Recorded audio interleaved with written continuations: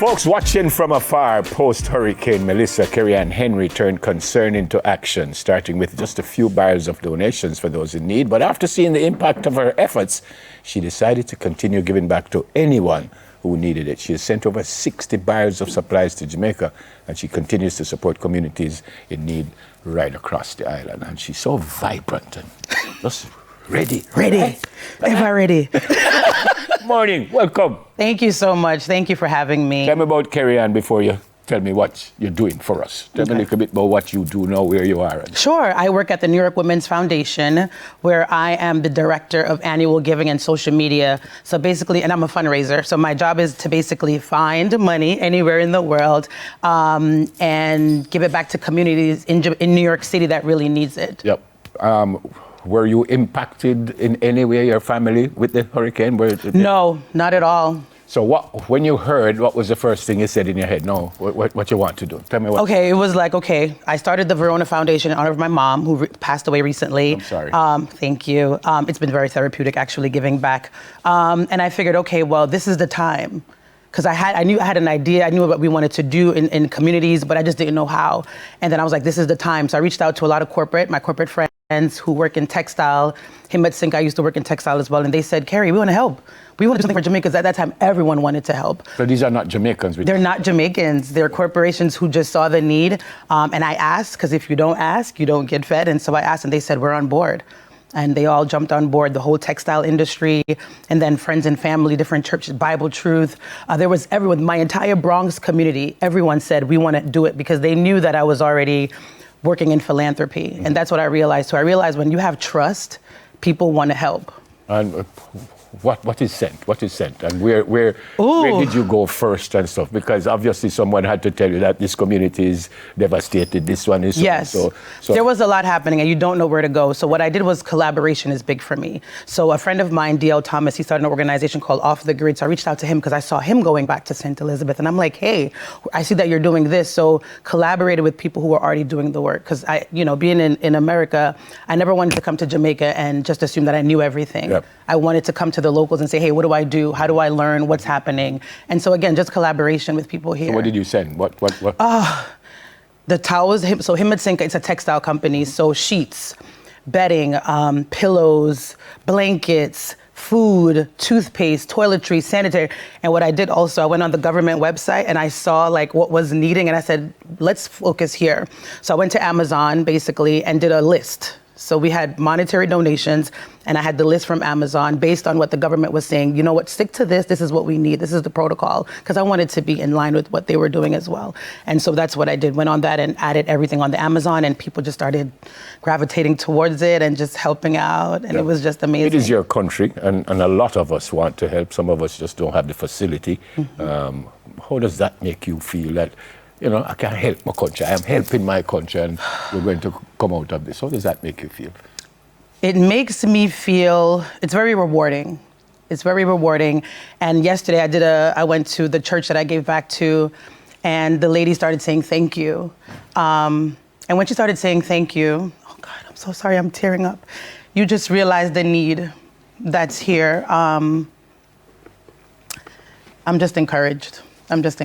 Why did you start this in the first place, before even Jamaica? Why did you start the philanthropy and why did you want to give back? Where did that come from?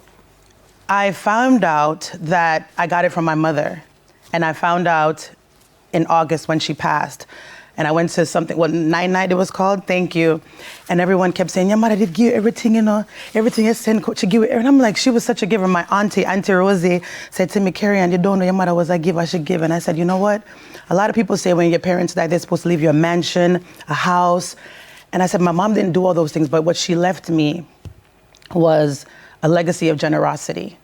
And that's what made me do it. I said, you know what? We're going to start this foundation and I want to share her story. I want to share that she was a giver. I want to share that she did the work in community. She would make crabs, she would make soup, she would make whatever, and she would give to people in the Sherlock community. And I just want to honor her by continuing to give back. Every time I come back to Jamaica, I'm always looking for local people to help, looking for organizations, churches. And I just want to say this is from the Verona Foundation. This is from Ver, one Mama Ver. So I just want to honor her and continue the work. of generosity and giving back. No, I mean, back. start crying too. Is that you want the two we just start bad on TV? The people have turned on and say, I'm holding it. Me, I hold it. No, you don't need to hold it. You don't need to hold it. There's nothing wrong with showing emotion. But the people just turn on and say, well, them two people don't go out there behind. Turn on the TV. Everybody have ball. Thank you. How much more will you do? Have you done what you've wanted to do thus far? I am 60 operating. barrels is plenty, you know. Yes, man, but people still want to give. I came on Monday, I kid you not, I was at the church giving away 3 barrels to her. And a friend called me, Barati, she has a foundation in New York, and they work for like the chief of staff of the mayor. And they said, Carrie Ann, you're in Jamaica. I said, right now. She said, we're literally at the school right now packing 13 barrels. And I called the shipping company. I said, please go pick them up. We were sending more barrels to Jamaica. So I feel like I'm operating at 2% capacity of what I want. Okay. Some people, I said earlier, would want to help, but them don't even know where to start. What you would I tell them? Because there's so much need. This morning I said at the start that there are still people without power from October 28th. Yeah. I mean, obviously you can't get them power, but if someone wants to help, what you tell them? Where them start?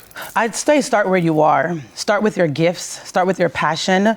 If you're in fashion, I have a friend who works for Con Edison, and he kind of just reached out to JPS. Like, just start where you are. Even if I $2 of, I have a thing where you can donate to our page. Even if it's a Carrie, $2, that's all you have. Volunteer.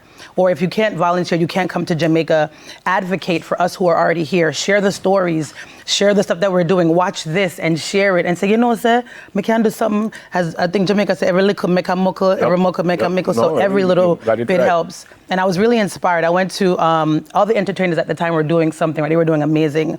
And I went to a Kabaka show. And at that show, he had a QR code for every single organization that was giving back. So all these thousands of people, he would put, right before he sang the song Jamaica, he would put up the QR code and people were supporting. So he gave back in what he knew how to do. He was on tour, he couldn't come, but he made sure that he had the QR code for people to give. So give where you are and give out of anything that you're doing. Outside of Jamaica, you're giving to? Anywhere else right now? You're helping other? Boy, it's a Jamaica alone. You know, this one lady, she said to me, Carriefield, when I came to a conference, a Carriefield conference, and she said, you know, say for broaden your horizons, the entire Caribbean needs some no man, but let me just start with Jamaica. You know, I feel like I haven't been here. So I was inspired also by the Diaspora Conference 2 years ago. And before the Diaspora Conference, I hadn't been back to Jamaica for 35 years. Where are you from in Jamaica? Good question. So I know some born maybe at Tivoli, then them some de Portmore, and my family went from Sherlock, and then now Sherlock is doing the park. Yes, doing the park. Yeah. We go doing the park. So you don't come here too often, obviously. Well, now I do because of the barrels. So every other month I'm here. So you bring them yourself, or you don't send them? I to ship someone? them before me come. But so you don't send them to someone to do the distribution? I do. I send them to my friend Colin Smith. Big up Colin. At Compound, I don't know if you've ever heard of Tuesday Service at the Compound on Lancelin Avenue. So they had a big facility in the back. So when I first came out with the first container, it was a container. Oh my Lord. That contained like the 50 barrels and everything. And they housed it. They said, Carrie Ann, we don't want you paying no money. Storage fee, bring them here, so we owe them for you, and they did that. So again, collaboration with everybody here, everybody helping each other. And that's what I realized with Jamaica, trust and collaboration. And we can really go far, not just in community, but as a nation. I love your passion. Thank you. And I think what you said, what else people can do too? I think they can come to the Diaspora Conference. It's in June. It's so inspiring. I'm going to be there with the Verona Foundation, and there's so many other local businesses and organizations. They can come and learn. Oh, me can't help Jamaica rebuild. Just be a part of it. Just get in. You know, they have this thing that say, put me in, coach. So you got to be in it to win it. Yep. On behalf of those who you have helped and those who you will help. Yes, will help. Thank you so very, very, very, very much. And again, so sorry about your mom. Thank you. Send anyone my way. Anybody need help, Barry, let me know. God bless you. Thank you. By the way, I forget for telling you this. She bring a barrel for me. Carrie Ann Henry is the founder of the Verona Foundation and director of annual giving and social media at the New York Women's Foundation. Coming up, we give you something to smile about, but that comes up after the second edition of News in 5. Stay with us, please. Soon come.